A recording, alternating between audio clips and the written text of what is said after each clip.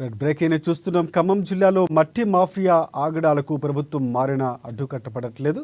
రఘునాథపాలెం మండలం పిర్లగుట్ట డేగలేను గుట్టలో గిడ్డంగి ఉన్న చోట గల ప్రభుత్వ స్థలాన్ని తెలంగాణ రాష్ట్ర ప్రభుత్వం ప్రతిష్టాత్మకంగా తీసుకున్న యంగ్ ఇండియా ఇంటిగ్రేటెడ్ రెసిడెన్షియల్ పాఠశాలలు స్వామి నారాయణ పాఠశాల నిర్మాణానికి కలిపి 33 ఎకరాలు కేటాయించింది. అయితే భూమి ఎత్తు పల్లాలు ఉండటంతో భూ చదును చేసేందుకు మైనింగ్ శాఖ అనుమతించింది.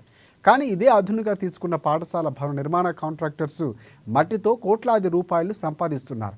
వేలాది క్యూబిక్ల మట్టి చేతులు మారుతూ హైవే కాంట్రాక్టర్స్, అలాగే రియల్ ఎస్టేట్ వెంచర్ నిర్వాహకులకు, బిల్డర్స్ స్వంత స్థలాలకు తరలిస్తున్నట్లు జిల్లా వ్యాప్తంగా చర్చ నడుస్తోంది.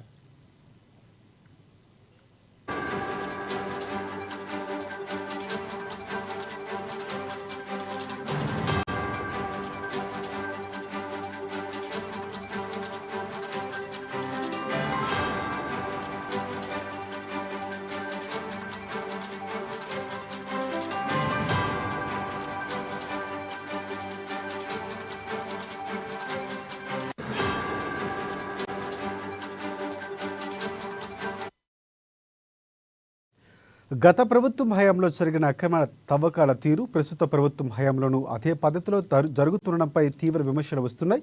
అవినీతిని దరిచేయనని అక్రమార్కులను ఆమడ దూరంలో ఉంచే రాష్ట్ర వ్యవసాయ శాఖ, జౌళి పరిశ్రమ శాఖ మంత్రి తుమ్మల నాగేశ్వరరావు ఇలాఖాలోనే ఇలా జరుగుతుండడంతో ఆశ్చర్యం వ్యక్తమవుతోంది. మట్టిలో జరుగుతున్న అవ్వకాలపై, అక్రమాలపై, తవ్వకాలకు సంబంధించి అధికారులను ఖమ్మం రఘునాథపాలెం తహసీల్దార్ వివరణ కోరేందుకు ఏనా న్యూస్ ఛానల్ ప్రతినిధి సంప్రదించగా నాకేం తెలియదని, అక్కడ ఏం జరగడం లేదని సమాధానం చెప్పడంతో పలు అనుమానాలు వ్యక్తమవుతున్నాయి.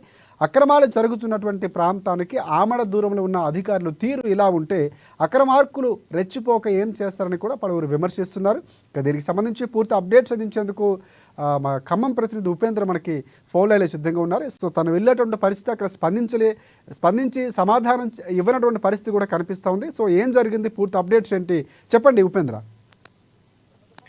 రాజశేఖర్, ఖమ్మం రఘునాథపాలెం మండలం పీర్లగుట్ట డేగలేను గుట్టలో తెలంగాణ రాష్ట్ర ప్రభుత్వం ప్రతిష్టాత్మకంగా తీసుకున్న యంగ్ ఇండియా స్కూల్స్, అలాగే స్వామినారాయణ స్కూలు ప్రత్యేకించి తుమ్మల నాగేశ్వరరావు ఖమ్మం తీసుకొచ్చి ఖమ్మం జిల్లా ప్రజలకు అత్యంత విలువైన ఎడ్యుకేషన్ ఇవ్వాలని చెప్పేసి తీసుకున్న నిర్ణయంలో భాగంగా అక్కడ ఉన్నటువంటి ఏరియాలో 33 ఎకరాల ప్రభుత్వ భూమిని సంబంధించి స్కూల్స్ కేటాయించారు. ఆ విద్యా సంస్థలు కేటాయించినటువంటి ప్రస్తుతం అక్కడ ఉన్నటువంటి గుట్టలకు సంబంధించినటువంటి చదువును చేసేందుకోసం మైనింగ్ పర్మిషన్ తీసుకున్నటువంటి అక్కడ ఉన్నటువంటి కాంట్రాక్టర్స్ ప్రస్తుతం అక్కడ అతి ఎక్కువ మొత్తంలో ఉత్పత్తి అవుతున్నటువంటి మట్టిని అక్రమార్కులు దొంగచాటుగా వేరే అర్ధరాత్రి పూట, అలాగే పగుళ్ళ నుంచి మొదలుకొని అర్ధరాత్రి వరకు నిరంతరపాయంగా టిప్పర్ల ద్వారా ఇతర ప్రాంతాలకు మట్టిని చేరవేస్తా ఉంది. ప్రధానంగా అక్కడ ఉన్నటువంటి గ్రీన్ ఫీల్డ్ హైవే పేరుతో ఉన్నటువంటి కొన్ని ప్రాంతాలతో పాటు అదనంగా ఉన్నటువంటి కొన్ని ప్రైవేట్ వెంచర్స్ కి, బిల్డర్స్ కి,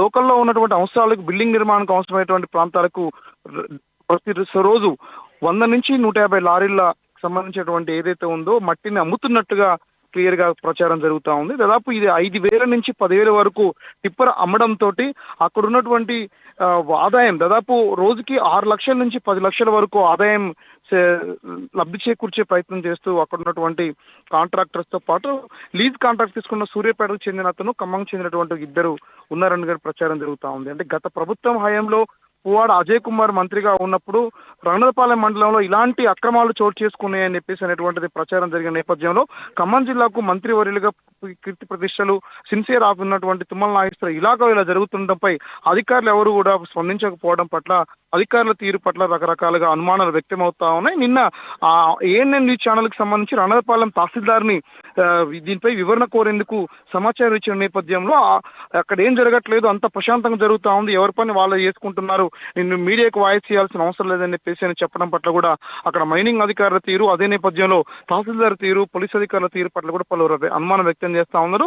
ఇప్పటికే కాంగ్రెస్ చెందినటువంటి కొద్దిమంది నేతలందరూ కూడా అక్కడ జరుగుతున్న అంశాల గురించి ఉన్నతాధికారులకు సమాచారం ఇవ్వడంతో మరో గతం నుంచి అంటే ఇటీవల కాలంలో బీఆర్ఎస్ నుంచి కాంగ్రెస్ లో చేరినటువంటి కొంతమంది కాంగ్రెస్ నేతలు గత 10 ఏళ్లుగా కాంగ్రెస్ లో పనిచేస్తున్నటువంటి కార్యకర్తలని ఆ మైనింగ్ అడ్డుకున్న వ్యక్తుల్ని కిరాతకంగా బెదిరించేందుకోసం దౌర్జన్యంగా దాడులకు పాల్పడినట్టుగా ప్రచారం జరుగుతూ ఉంది. ఏదేమైనా సరే ఖమ్మం నగరంలోకి సంబంధించి రాష్ట్ర మంత్రి తుమ్మల నాగేశ్వరరావు ఇలాకాలో ఇలా జరుగుతుండడం పట్ల పలువురు విమర్శలు గుప్పిస్తా ఉన్నారు. ప్రధానంగా ఈ మట్టి తవ్వకాలను మట్టి అక్రమ రవాణాను అడ్డుకట్ట వేయాలని చెప్పేసి కూడా డిమాండ్స్ వ్యక్తం అవుతా ఉన్నాయి.